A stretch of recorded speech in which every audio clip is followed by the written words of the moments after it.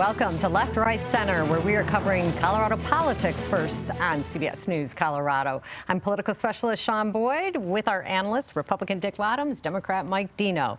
And we're going to take a break, guys, from our Denver mayor's race to talk about all the happenings at the state capitol, where Democrats are taking full advantage of their big majorities to push progressive legislation, including rent control, gun control, and workers' rights bills.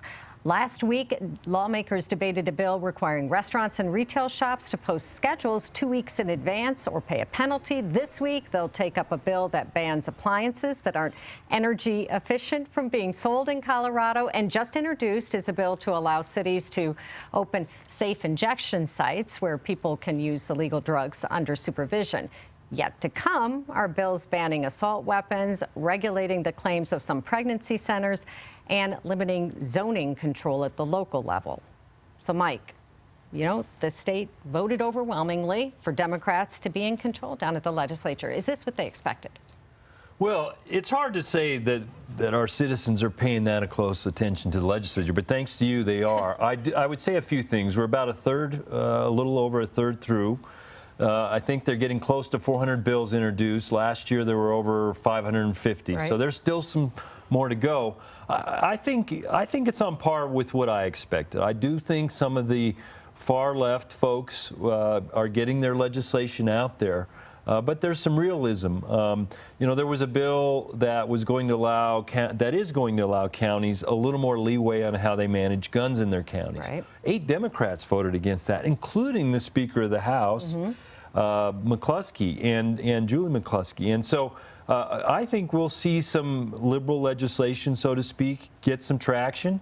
But I think leadership in the House and the Senate and in the governor's office is really going to be more reasonable how far it goes. Dick, what's a Republican to do these days? Well, they can't do anything. They can't do anything. They can't stop anything. But I do think that principled opposition to these crazy ideas is important, because over time, I do think a contrast will start sharpening in the minds of the voters. But Sean, this is the problem with these Democrats who got elected. They didn't get a mandate last fall. The people voted for these big Democratic majorities because they hated Donald Trump.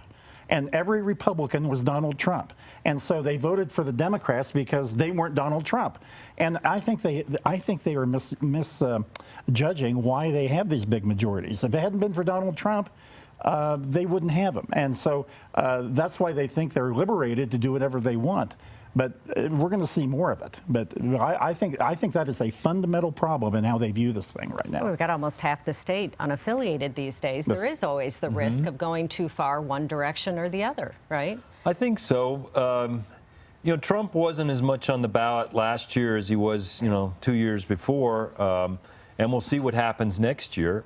I do think Denver and, Colorado voters, influenced by Denver, the metro area and that, are a more liberal bunch, and they are going to probably keep the Democrats in power, at least for the foreseeable future.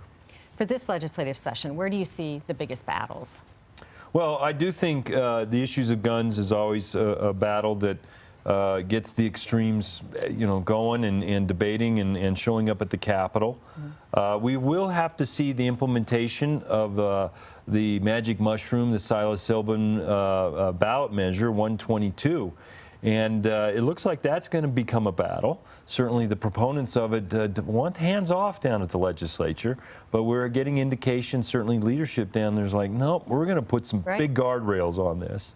Right. And certainly the business community is concerned too, as some of the legislation you mentioned about what a very pro-democratic legislature is going to do. So there's still a lot of time for drama.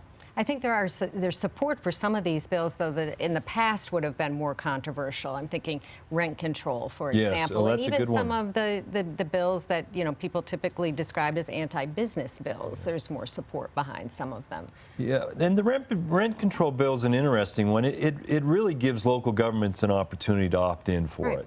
Right. It's not like we're going to see it across the board, and there's still going to be a lot of debate locally. But it is something that has an umbrella right now that prevents it in local communities. And I think some local communities want to give it a shot.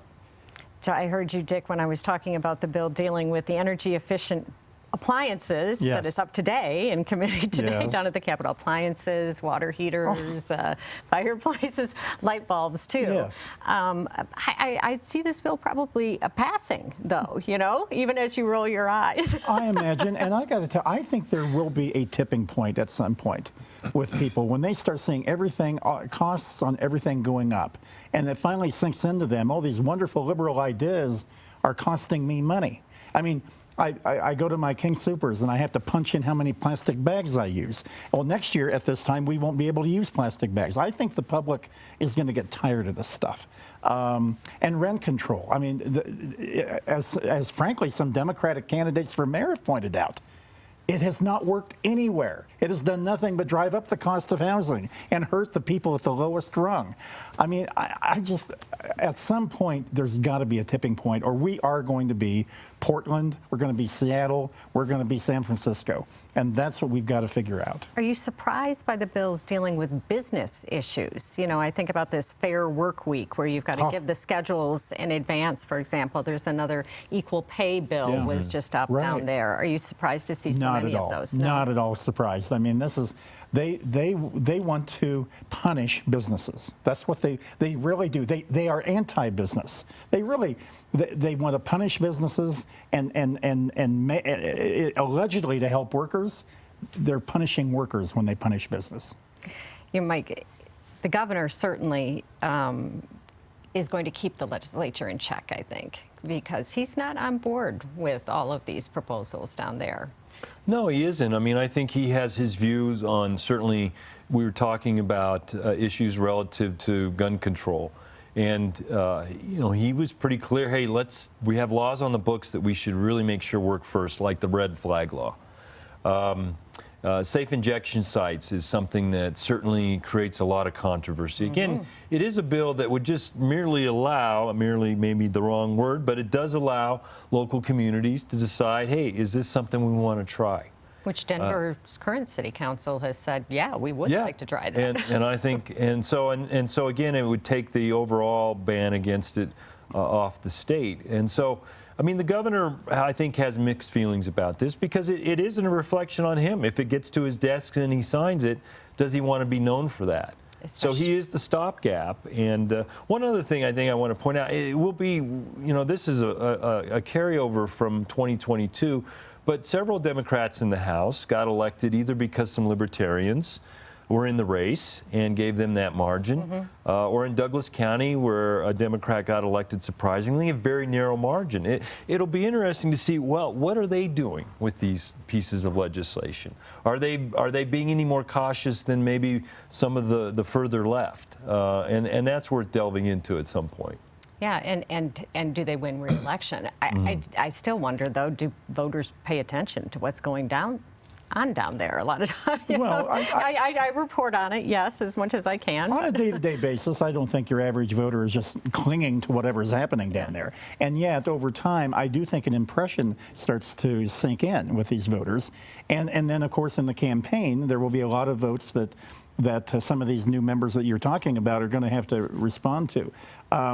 But it's just. I think about that, raising the age of purchasing a gun to 21. Why don't we just put a big target on rural Colorado and say, we don't like you, and we're just going to continue to punish you. We don't want you to eat meat. I mean, it just never ends. I want you to eat meat. They don't want the people to eat meat. I remember the meat out or whatever they called it day. We're going to force wolves upon you, but then we're going to take your guns away. I mean, to defend your, it just never ends down there. All right. Well, it must come to an end here, sadly. Exactly. We'll Thanks move for on. joining us on Left, Right, Center. We'll see you next time.